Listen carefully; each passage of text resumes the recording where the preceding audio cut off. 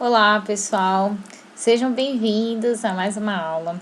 E hoje a gente vai falar aí sobre a reprodução dos poríferos, né? Também conhecidos como esponjas.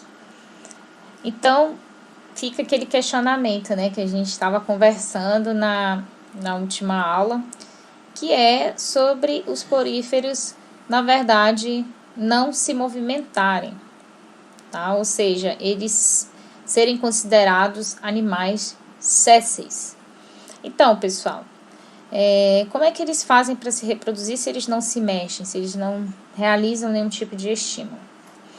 Primeiro, a gente tem que entender que os poríferos eles possuem dois tipos de reprodução: a reprodução assexuada e a reprodução sexuada, tá?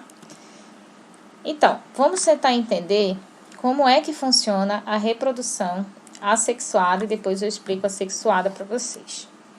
Então, gente, na assexuada, né, não tem aquela produção de gametas, simplesmente ocorre a formação de um broto, tá? Forma-se um broto e esse broto vai originar uma nova esponja, como vocês podem observar aí, né? Surge ali um bloquinhozinho de esponja. E aí, essa esponja aí, no caso, está gerando uma outra esponja por meio de brotamento. Então, esse processo é uma realização de formação de brotos. Ou seja, o processo em si da reprodução é chamada de brotamento, tá? Então, as esponjas, elas também possuem aí a sua grande capacidade de regeneração. Então, se for pegado um punhado de células de esponja e for colocado em outro ambiente, pode-se desenvolver uma esponja naquele ambiente, desde que seja aquático, né? Porque elas são consideradas aí animais aquáticos.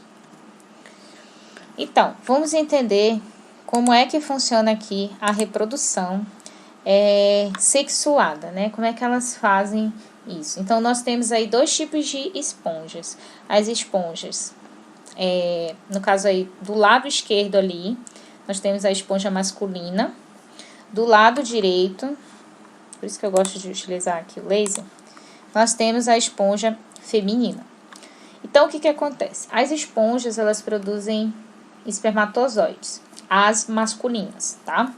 Então, aí, esse espermatozoide, ele sai ali pela estrutura chamada deósculo, tá? E depois esses espermatozoides eles nadam, eles são móveis, né, até o óvulo. E ele entra ali pelo poro da esponja feminina e fecunda o óvulo lá dentro. Quando ocorre esse processo de fecundação, surge uma larva, chamada de larva anfiblástula. Essa larvinha, resultado da fecundação, né, se fixa no substrato e origina uma nova esponja. Então, é assim que uma esponja é formada por um processo de reprodução sexuada, tá? Então, gente, agora eu vou falar para vocês um pouquinho sobre a questão da importância das esponjas em relação aos medicamentos. No corpo de muitas esponjas existem o que chamamos de substâncias tóxicas. E essas substâncias tóxicas, elas utilizam para que elas possam se defender contra predadores, né? Caso o animal morda esse animal ele acabe ficando intoxicado. Então, elas utilizam essas substâncias para se defenderem dos predadores. Então, o que acontece, pessoal? Essas substâncias tóxicas, elas têm sido importantes para a questão farmacológica. Por quê? Porque os cientistas, eles vêm estudando essas substâncias e vêm produzindo diversos medicamentos a partir dessas substâncias, tá?